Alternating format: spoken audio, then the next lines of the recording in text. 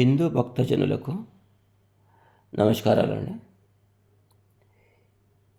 ఈరోజు నేను చెప్పే శ్లోకం వక్రతుండ మహాకాయ సూర్యకోటి సమప్రభ నిర్విఘ్నం కురు మే దేవ సర్వకార్యేషు సర్వదా.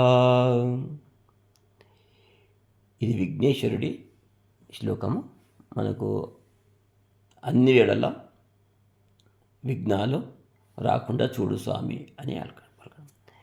ఇంతకుముందు శుక్లాంబరధరం విష్ణు మరియు అగజానన పద్మార్కం ఈ రెండు శ్లోకాలవి కూడా అర్థాలు చెప్పానండి. అది డిస్క్రిప్షన్ బాక్స్లో దాని లింక్ ఇస్తాను, మీరు చూడని వాళ్ళు చూసుకోవచ్చు. ఈరోజు మాత్రం వక్రతుండ మహాకాయ ఈ శ్లోకం గురించి అర్థం చెప్పుకుందాము. ప్రతి పూజలో, ప్రతి శుభకార్యంలో, ప్రతి పనిలో మనము ఆ విఘ్నేశ్వరుని ఈ శ్లోకం తలుచుకొని పనిచేస్తుంటామని. చాలామందికి హిందువులకు కంఠస్థ కూడా శ్లోకం వచ్చు, అర్థం కూడా చాలామందికి తెలుసు, కొంతమందికి తెలియకపోవచ్చు. ఆ తెలియని వాళ్ళ కొరకు నీకు పెట్టాను ఈ శ్లోకము. దీని అర్థాలు మీకు నచ్చినట్టయితే ఒక 10 మందికి షేర్ చేయండి. మన హిందూ బంధువులకు ఒక చైతన్యం కల్పించాలి. ప్రతి ఒక్కరికి కనీసము విఘ్నేశ్వరుడి శ్లోకాలు చదివి దాని అర్థము తెలుసుకునేటంత కెపాసిటీ రావాలి. ఆ ఉద్దేశంతో నేను ప్రతిరోజు ఒక శ్లోకము దాని అర్థం ఇక్కడ యూట్యూబ్లో ఉంచుతున్నానండి. స్థూలంగా దీని అర్థం ఏంటంటే, ఓ విఘ్నేశ్వరుడా, మాకు ఎల్లవేళలా కార్యము లోపల, సకల కార్యాల లోపల విఘ్నాలు రాకుండా చూడము. అయితే అదే ప్రతి పదార్థంకి వస్తే వక్ర అంటే వంకర, తొండ అంటే తొండము. ఇది మనకు అందరికి తెలుసండి. మహాకాయ అతి పెద్ద శరీరం కలవాడ, సూర్యకోటి కోటి సూర్యుల సమప్రభ సమానముగా ప్రకాశించు. సూర్యకోటి సమప్రభ. ఇక్కడ కొందరు కోటి సూర్యుడు అంటారు, ఆ తప్పు కాదండి. ఏది పలికినా కానీ నేను కరెక్ట్ గ్రాంథిక భాష అయితే గ్రంథం లోపలైతే సూర్యకోటి అని ఉంది. మనం కోటి సూర్య అని పలికినా కానీ అది అర్థం అంతే వస్తుంది.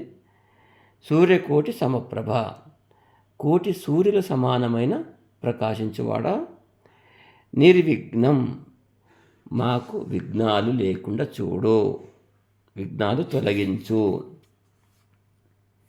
కురు చేయి, నిర్విఘ్నం విఘ్నాలు లేకుండా కురు చేయి. మే దేవా, ఓ దేవా, సర్వకార్యేషు అన్ని పనులలో, అన్ని కార్యములలో, సర్వదా ఎల్లప్పుడూ. ఇది దీని ప్రతి పదార్థం అండి. అది చదువుట్ లోపల మనం రాయడం లోపల మొత్తం వక్రతుండ మహాకాయ సూర్యకోటి సమప్రభ నిర్విఘ్నం కురు మే దేవ సర్వకార్యేషు సర్వదా. ఇది వ్రాయడానికి ఇంతే వ్రాయాలి.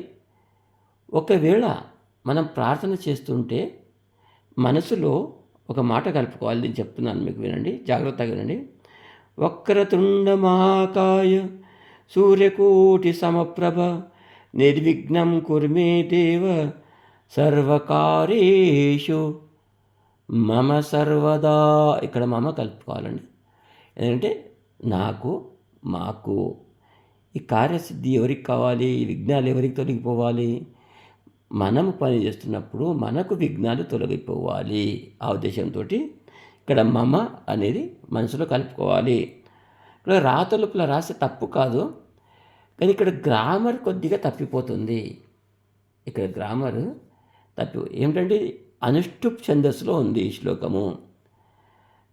ఒక అనుష్టుప్ ఛందస్సుకు ఒక్క వరుసకు 8 అక్షరాలు రావాలి. అయితే మనము సర్వకార్యేషు మమ సర్వదా అంటే 2 అక్షరాలు ఎక్కువైతాయి అక్కడ. ఆ ఛందస్సు మారిపోతుంది. కాబట్టి మనం రాయడానికి మాత్రం మమ లేకుండా రాయాలి. మనసులో పలకడానికి మాత్రం మమ కలుపుకోవాలి. ఇది ఈరోజు వక్రతుండ మహాకాయ యొక్కటి అర్థము. మిగతాది ఏదైనా మీకు ఎవరికైనా ఏదైనా ఇంకొక శ్లోకం అర్థం కావాలి అనుకుంటే కామెంట్ బాక్స్లో రాయండి.